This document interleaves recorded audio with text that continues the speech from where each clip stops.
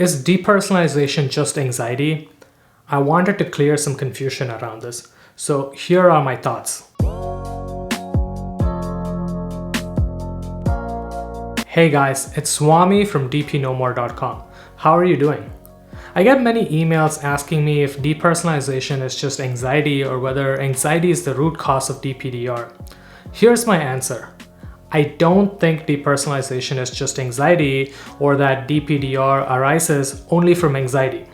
If this was the case, then anyone who experiences DPDR should experience anxiety as well.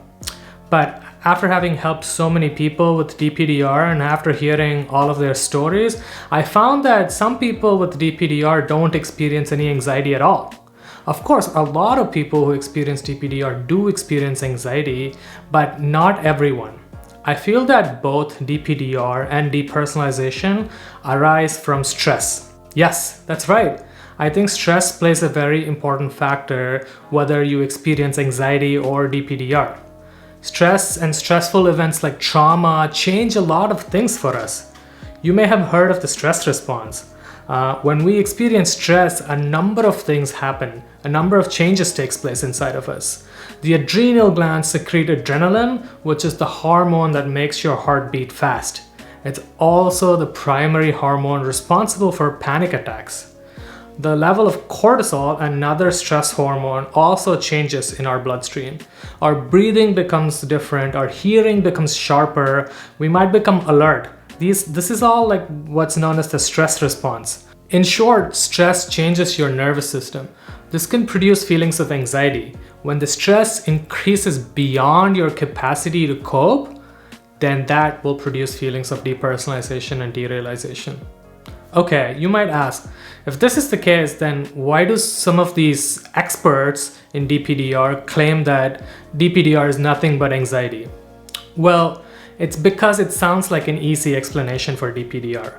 Saying something like depersonalization is just caused by anxiety, DPDR is nothing but anxiety, makes it sound like we've got an explanation for it. DPDR can be hard to explain, and we're always trying to find an explanation for things.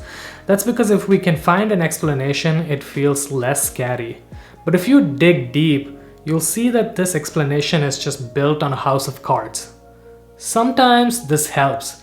It helps to see your DPDR as nothing but anxiety. DPDR is weird, bizarre, and strange, while anxiety is not. Anxiety is more or less straightforward. Many people understand what anxiety is, while only some understand what DPDR is. So it's kind of a relief to just say, DPDR is nothing but anxiety. If you have been doing this, I understand. But it really doesn't help people who experience dissociative disorders like depersonalization and derealization, but who don't experience any anxiety at all. We need to dig a little deeper to find out the truth. And that truth is, stress or trauma is the ultimate reason for DPDR. Stress affects your nervous system and produces many changes. These changes are ultimately responsible for producing feelings of DPDR. I think it's a better way of looking at it. It's better to know that a stressed out nervous system is responsible for feelings of DPDR and also anxiety. And that's a relief because now you know when your nervous system heals and gets back to normal, then your DPDR will go away. So will your anxiety as well. So then, if this is the case, you might be wondering, how do I heal my nervous system? Well, for starters, here's a quick tip. Stop fighting the anxiety or the DPDR. The more you fight these feelings, the more stress is placed on your nervous system. It may already be under a lot of stress, and we don't want to place any additional stress on it. If you're interested in knowing more about how to heal your depersonalization or derealization, then check out dpnomore.com. You will find a complete program to recover from depersonalization and derealization. Knowing the truth really helps. It helps us to demystify depersonalization and derealization. These disorders feel so bizarre and confusing, but when we dig a little deeper, we find that they are simply responses to stress and trauma. Anyway, I hope you found this video useful. I thought I'd make a video about this topic since so many people keep asking me this question. Alright, you take care now, stay safe, stay healthy.